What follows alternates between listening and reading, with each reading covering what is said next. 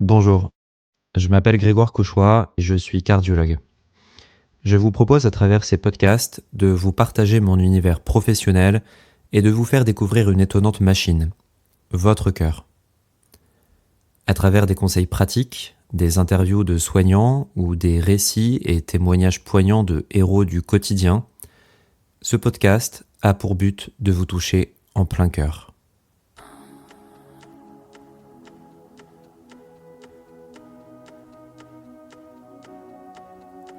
Bonjour et bienvenue dans ce nouvel épisode. Et si aujourd'hui on parlait de sexualité ? Elle est la cause de beaucoup des plaisirs de la vie, mais aussi de beaucoup de souffrances. Elle est souvent taboue, difficilement évoquée dans notre entourage et même auprès des médecins, alors qu'elle devrait pouvoir être abordée librement en consultation. Cela éviterait beaucoup d'errances de la part des personnes et surtout, cela éviterait de faire prendre des comportements souvent dangereux. J'entends par là l'achat de produits en tout genre sur Internet qui échappent la plupart du temps à des contrôles et qui peuvent vous créer de réels problèmes. Mais aussi parce que les personnes qui souffrent de difficultés sur leur sexualité s'enferment très souvent dans un isolement qui les expose à des dépressions, à des conflits au sein du couple, des sentiments très négatifs qui vont dégrader au final leur santé physique et psychique. Pourtant, cela peut se résoudre avec une écoute attentive, un bon accompagnement et de bons conseils de la part d'un professionnel. Alors, si vous pensez avoir des difficultés en lien avec votre sexualité, sachez tout d'abord que vous n'êtes pas seul et j'espère aussi vous rassurer, après avoir écouté cet épisode, sur le fait que quelle que soit votre difficulté ou problème de santé cardiovasculaire rencontré, votre médecin est certainement la personne la mieux placée pour vous conseiller. N'ayez donc pas peur d'aborder ce sujet avec lui. Aujourd'hui, nous allons donc explorer une thématique souvent délaissée en consultation, sexualité et cœur. Nous allons découvrir comment nos vies affectives et sexuelles influencent notre santé cardiaque. Mais avant de commencer, si vous ne voulez pas rater un épisode et en recevoir une notification, je vous invite à vous abonner à l'émission. Cela fera aussi grandir la communauté. Explosez également le bouton j'aime sur votre plateforme d'écoute préférée. Cela m'aidera énormément et récompensera également le travail que je fais. La sexualité est un sujet souvent tabou et nombreux sont ceux qui n'osent pas aborder les questions d'intimité avec leur médecin, surtout en cas de problème cardiovasculaire. Je le vois assez régulièrement en pratique courante. La sexualité n'est pas uniquement une source de plaisir, elle a un rôle physiologique et ses bienfaits pour le cœur sont bien réels. Mais il est vrai que les patients ont toujours un peu de mal à aborder ces sujets, probablement par gêne, mais sachez en tout cas que ce sont des sujets que l'on traite régulièrement. Dans cet épisode, nous allons examiner pourquoi l'activité sexuelle est bénéfique pour le cœur, comment certains troubles peuvent être des indicateurs de maladies cardiaques et quelles précautions prendre pour préserver une sexualité épanouie, même en cas de problème cardiaque. Alors, installez-vous confortablement et on y va.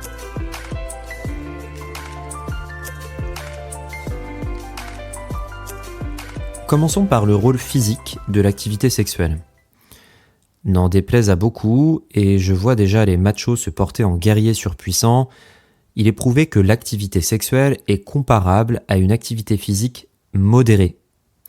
Et même si vous avez l'impression d'avoir été un athlète de haut niveau, c'est plus dans votre tête que ça s'est passé, donc détendons un peu l'atmosphère et la pression. Un rapport sexuel mobilise notre système cardiovasculaire à l'image de la montée de 20 marches ou d'une marche rapide. Un rapport sexuel moyen sollicite donc le cœur comme une légère séance de sport. Il favorise l'oxygénation des muscles et active la circulation sanguine. Les études indiquent que l'effort cardiaque durant un rapport sexuel est mesuré en termes de METS, qu'on appelle équivalent métabolique de l'activité. Et pour vous donner un ordre d'idée, une activité physique est considérée comme modérée entre 3 et 6 METS. Un rapport sexuel se situe à environ 3 METS. C'est donc assez peu. Désolé de vous décevoir, mais c'est tant mieux, car cela veut aussi dire qu'une personne qui aurait les capacités de déployer cette énergie dans la vie quotidienne ne s'exposerait pas finalement tant que ça en termes de risque pour son cœur. Plus encore, des chercheurs de l'American Heart Association ont comparé le rapport sexuel à une montée de 2 étages à un rythme soutenu. Lorsqu'on prend en compte cet effort répété régulièrement, cela montre aussi que l'activité sexuelle finalement participe aussi à entretenir le muscle cardiaque. Mais les bénéfices de la sexualité ne sont pas que physiques. Il y a un effet hormonal important à ne pas négliger. Durant un rapport sexuel, le corps libère des endorphines, ces fameuses hormones du bien-être, ainsi que de la dopamine et de la sérotonine, celles du plaisir et du bonheur. Ces hormones agissent comme des antidépresseurs naturels. En effet, des études indiquent que les couples qui ont une vie sexuelle régulière présentent moins de stress et de troubles dépressifs, ce qui contribue indirectement à une meilleure santé cardiaque. En réalité, un cœur en bonne santé, c'est aussi un esprit en paix. Pour aller plus loin, citons quelques chiffres. Saviez-vous que seulement 0,016% des femmes et 0,19% des hommes décéderont d'un arrêt cardiaque pendant un rapport sexuel? Ces chiffres, issus de vastes études, montrent que le risque est extrêmement faible. Le cœur est donc parfaitement capable de supporter cette activité, et même pour des personnes qui auraient eu des problèmes cardiaques. Alors, sauf à considérer que certaines situations seraient discutables et vous ne risquez pas de faire la chronique comme l'a faite à Paris il y a 50 ans, la mort sulfureuse du cardinal Danielou chez une prostituée, l'affaire avait alors évidemment fait grand bruit, mais il paraît que nous ne sommes que des pêcheurs, et donc la fameuse troisième belle jambe, me direz-vous. Abordons maintenant un sujet trop souvent mis de côté et très sous-estimé. Je vais vous parler de la santé cardiovasculaire des femmes en cardiologie, en rapport avec leur sexualité évidemment. Du côté des femmes, et je voulais commencer par ça, la question de la santé sexuelle est très importante, mais ce n'est pas qu'un sujet qui concerne les hommes et elle est malheureusement moins étudiée. Par contre, des données ressortent quand même. Avec l'âge, notamment au moment de la ménopause, les femmes peuvent faire face à divers troubles sexuels. Baisse de libido, sécheresse vaginale et parfois des douleurs durant les rapports sexuels que l'on appelle des dyspareunies. La ménopause marque aussi une période charnière car la protection hormonale naturelle que procurent les œstrogènes diminue, ce qui augmente le risque cardiovasculaire. En réalité, bien que les troubles sexuels féminins ne soient pas directement liés à des risques cardiovasculaires spécifiques, ils affectent le bien-être global et la qualité de vie, ce qui peut également influencer la santé du cœur de manière indirecte. Je ne peux donc qu'insister sur le fait que les femmes qui traversent la ménopause devraient faire l'objet d'un suivi médical attentif. D'ailleurs, un dépistage cardiovasculaire préventif est souvent recommandé pour détecter d'éventuels risques avant-coureurs chez les femmes, lors de la ménopause notamment. Abordons maintenant un sujet délicat mais essentiel maintenant pour la santé cardiaque des hommes, la dysfonction érectile. En dehors de la souffrance fréquente et évidente qu'elle peut créer, ce problème peut révéler parfois des éléments plus graves de santé cardiovasculaire. Ce trouble peut en effet être un des premiers signes d'un problème cardiovasculaire sous-jacent. En France, entre 30 et 40% des hommes âgés de 40 à 70 ans seront touchés par une dysfonction érectile et le risque augmente avec l'âge. Mais les problèmes d'érection ne sont pas juste une question de performance. Ils peuvent précéder un accident cardiovasculaire de 3 à 5 ans. Pourquoi ? Parce que les artères péniennes, comme celles du cœur, sont sensibles au dépôt de plaques d'athérome qui gênent la circulation du sang. Une érection repose sur une circulation sanguine fluide, et donc tout obstacle à cette circulation peut signaler des problèmes futurs pour le cœur. Selon une étude, L'apparition d'une dysfonction érectile multiplie entre 1,5 et 2 le risque de développer une maladie cardiovasculaire. Il est d'ailleurs prouvé qu'un homme avec une dysfonction érectile a un risque de 25% plus élevé de développer des maladies cardiaques que ceux qui n'en souffrent pas. Le tabou autour de la dysfonction érectile amène environ un homme sur 3 à ignorer ce symptôme ou à le minimiser. Pourtant, parler de la dysfonction érectile avec un professionnel de santé peut permettre un bilan cardiaque précoce et éviter également les complications. Et en tant que cardiologue, je rappelle à mes patients qu'il n'y a aucune honte à aborder ce sujet, bien au contraire. Je vais maintenant traiter le sujet de la reprise d'une activité sexuelle après un accident cardiaque.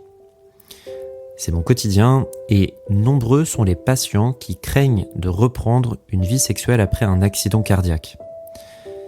Cette peur est compréhensible, mais il est important de savoir qu'une activité sexuelle modérée ne représente généralement pas de danger particulier, même après un infarctus du myocarde. Je vous rappelle pour cela le fait que l'acte sexuel en tant que tel est une activité physique modérée. Plusieurs facteurs peuvent inhiber la reprise de la sexualité. La fatigue, l'anxiété ou la prise de médicaments qui impactent la libido. C'est très vrai pour les bêta-bloquants, les diurétiques et certains médicaments contre l'hypertension artérielle et l'insuffisance cardiaque, que sont les inhibiteurs de l'enzyme de conversion ou les antagonistes ARA2. Pourtant, la sexualité a un rôle essentiel dans la réadaptation et le bien-être général des patients, notamment après un infarctus. Une étude démontre que les patients qui reprennent une activité sexuelle voient une amélioration plus rapide de leur morale, qui est un facteur clé pour une réadaptation cardiovasculaire réussie.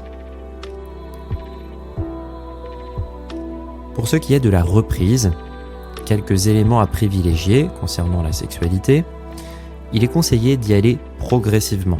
C'est comme tout, en privilégiant les moments où l'on est reposé et en évitant les rapports juste après un repas copieux, puisque le repas constitue à lui seul aussi un effort physique. Si des douleurs thoraciques ou un essoufflement surviennent, il est alors recommandé de consulter son médecin traitant ou son cardiologue pour ajuster une éventuelle prise en charge. Je terminerai cet épisode en guise de conclusion sur quelques mythes et vérités autour du cœur et de la sexualité. Donc pour conclure, faisons tomber quelques mythes. Le premier, selon lequel les troubles érectiles seraient liés à l'âge. Eh bien c'est faux, ils peuvent se manifester à tout âge et peuvent aussi être le reflet d'une mauvaise santé cardiovasculaire. Il est donc important d'aborder ce sujet aussi avec votre médecin. Le second mythe serait celui de l'après-arrêt cardiaque, où il vaudrait mieux éviter d'avoir une activité sexuelle régulière. Eh bien, c'est encore faux, et les études montrent que les risques de récidive sont faibles et qu'un retour à une vie sexuelle est même encouragé pour la réhabilitation. Enfin, troisième mythe, un pacemaker ou un défibrillateur implantable empêche les rapports sexuels. Eh bien, c'est également faux. Il n'y a pas de contre-indication à reprendre une activité sexuelle après la pose d'un pacemaker, si évidemment votre état de santé est stable. Ces mythes, bien que répandus, sont erronés et ils contribuent souvent à des inquiétudes inutiles. Donc, n'hésitez pas à parler ouvertement avec votre cardiologue. Je pense que ça reste le meilleur moyen de démystifier ces idées fausses et que, surtout, vous repartiez en confiance. Voilà, nous arrivons à la fin de cet épisode. Vous avez compris que la sexualité et le cœur sont plus liés qu'on ne le pense. Cet épisode avait pour but de vous montrer que la sexualité est réellement bénéfique pour le cœur. J'ai abordé de manière assez large le sujet et je ferai d'autres épisodes un peu plus spécifiques sur certains éléments des maladies et des rapports sexuels en particulier. Et vous avez compris que certains troubles peuvent être des signaux d'alerte, mais qu'il existe des solutions pour préserver une vie sexuelle épanouie, même après un accident cardiaque. N'oubliez pas, la sexualité et la santé cardiovasculaire peuvent et doivent se conjuguer. Et si vous avez des questions, encore une fois, n'hésitez pas à en parler avec votre professionnel de santé. Voilà, c'est la fin de ce nouvel épisode. Merci à toutes et à tous d'avoir écouté En Plein Cœur. Retrouvez-moi sur les réseaux sociaux, Instagram, LinkedIn, YouTube. Et si vous avez aimé l'émission, likez, partagez cet épisode autour de vous. Laissez-moi aussi un commentaire pour me faire part des sujets que vous souhaiteriez que j'aborde, car c'est vous qui faites battre le cœur de ce podcast. Dans 15 jours, j'aurai le plaisir de traiter un sujet de cardiologie un peu plus technique, mais qui devrait fortement vous intéresser. L'électrocardiogramme.